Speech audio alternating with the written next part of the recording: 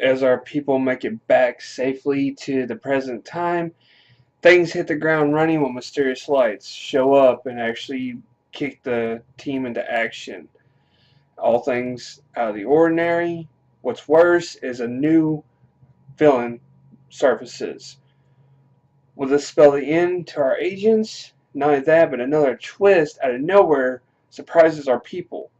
Find out that and more on Nephilim Entertainment.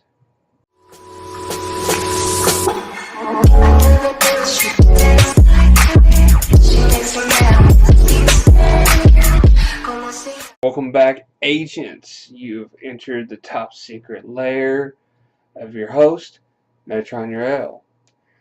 Thanks for tuning in. And this is my coverage of Agents of S.H.I.E.L.D. And this is episode 11, All the Comforts of Home. So, we are introduced to a new character in the story. We are introduced to Ruby, who happens to be General Howe's daughter. First thing I noticed about her is that she seems like some preppy little spoiled brat. Sorry, but any chick who's, shirking schoolwork or classes only to sit back, listen to her iPhone, and basically stare at posters on her wall of her hero and idols of our local rebellious teen Quake, then yeah, you're a snob. But she's cute at least. Hey. But not much to go on with Ruby. We just know she's cut class. General Howe's a little disappointed in her. And she's got the same snarkiness as Hal. So it's going to be interesting to see about her character and what her business is. But hey, our team's back. Hooray! We're finally away from the future, finally away from the Kree and all the craziness of 90 years into the future, or 70 years, whatever it was. 70 years? Yeah, 70 years into the future. But we actually go to the lighthouse and we actually discover a few things about the lighthouse. For one, it was basically a old S.H.I.E.L.D. fallout bunker. Some of the top brass got together and funded basically a safe zone for everyone to hide away if things got bad. So that's how I got its name, codename the Lighthouse. Not that, but there's a lighthouse actually above it. Above it, of surface area, there's a lighthouse. Anyway, so we're introduced to another new character. Wow, a lot of new people tonight. Noah. He is basically the same peoples as Enoch, and he's a little bit of a wet blanket. I mean, the same monotone as Enoch, but you can just sort of sense he's kind of the wet blanket of a species. Is that why you got sent to Earth? You claim Enoch was sort of the rebellious wild child, little spontaneous, but you just seem like the wet blanket, like the party pooper. Yeah, I don't know how I'm going to feel about Noah. He even gets pretty anal whenever Quake jumps on the keyboard to try to save her friends, and he gets, I didn't give you permission to touch that. Really? In a moment like this, you're really just like, So, with that going on, we find out too that there is a big, vast collection of monoliths in the lighthouse. Apparently, this is also S.H.I.E.L.D's sort of stash away kind of thing. Apparently, its little hidey hole to put away looming and terrorizing threats to civilization and mankind as we know it. Yeah, let's just all put them in a garage somewhere for safekeeping. Yeah, totally not crazy. Totally not freaky. Yeah, okay.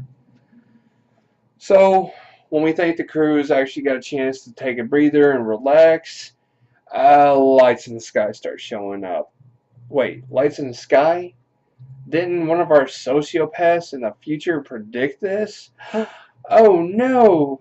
What now? Tick tock, Agents of S.H.I.E.L.D. Philip Coulson, you need to figure out what to do because I'm guessing that this is probably the prelude to the end of days. Which is great. Yay. Anyway, so they're off to go find out what these lights in the sky are. But none other than Deeks. Deeks, dude. How in the... How did you show up in the future? Okay, look. What?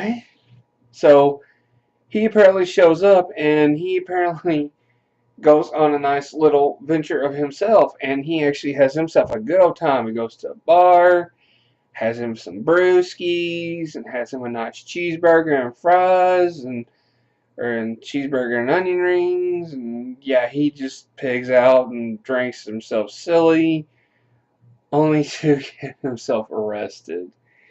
He's in our time for no more than an hour, and he's already getting himself arrested. You're gonna feel great with this group, just saying. So, with that going on, apparently the little light in the sky is none other than the calling card for the Kree. Great, more trouble. That's all we need. Some blue aliens going around wreaking havoc. This will be fun. So our team springs into action to try to figure out who or what and why the Kree are being summoned into Earth. Meanwhile, Daisy has to go and rescue our boy Deeks from jail. But in the meantime, a snitch contacts the general just when we thought it was safe to go out. Not anymore. So with all this going on, we come across actually a agent we haven't seen since last season, Agent Viper. Apparently she went on the run after the agents disappeared, and she also came to investigate the light in the sky too? No. No, say it ain't so. Say it ain't so. E2, Viper, E2? Yeah, apparently she's a turncoat. She traded the men to General Hal for her own safety. Talk about a wet blanket. Yeah, she apparently surrendered our groups over to General Hal to try to save her own skin. And also, she didn't know that they would actually come back, so I guess it was a surprise for everybody. But just just whenever they think that they're just gonna apprehend them and take them into safekeeping, our new enemy, Drenched in Black, basically gives the command to kill. So yeah, Viper. Yeah, I find it funny, and I want to point this out that the fact that her name is Viper, which is also another name for a snake. You are a snake in the grass. Even your own name betrays you. Just want to point that out. We find out our new enemy is actually out for blood. Quite literally, in fact. Just whenever things are starting to look bad to get much worse, whenever our new enemy, frenemy, whatever she is, decides to chop off Elena's arms. Yeah, while she is standing there without arms bleeding everywhere, only thing she can seem to muster is it's all coming true. It is all coming true. Great. That's the second thing that's happened tonight that apparently is foretelling the future. She apparently becomes a paraplegic and lights in the sky. What next? Just when you thought it was safe to go out, it's not even safe in the future. Darn it, I'm starting to get scared. But all things considered, we find out who our new enemy is. Ruby? Yeah, apparently the new psycho who decided to give Elena the ultimate manicure is none other than Ruby, Hal's daughter. So apparently her training is to be a perfect assassin. Weird. With her surrounded by her foot soldiers that are basically automatons, what else does this General Hal have up her sleeve? And we find out. Apparently, in her dismay of her daughter's actions, she decides that she's going to go out scouting for a new job. So she comes across our boy, Carl Creel, who is aka the Absorbing Man. If you don't remember him from the past couple episodes, he has the unique ability to touch items, absorb them, and take on their properties, basically giving himself sort of a pseudo armor of whatever element he happens to be touching, whether it be steel, rubber, whatever. So apparently she's wanting to get him to do none other than form her own team. Chick, are you trying to make your own adventures? What is going on here?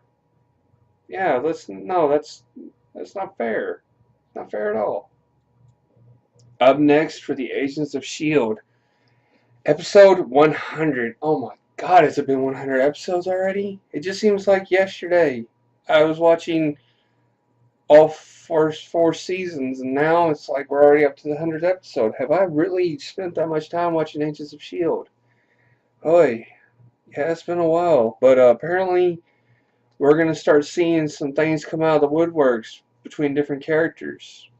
But with their little montage, the only thing we seem to get out of it mostly is the fact that this is 100th episode, and things are about to go down.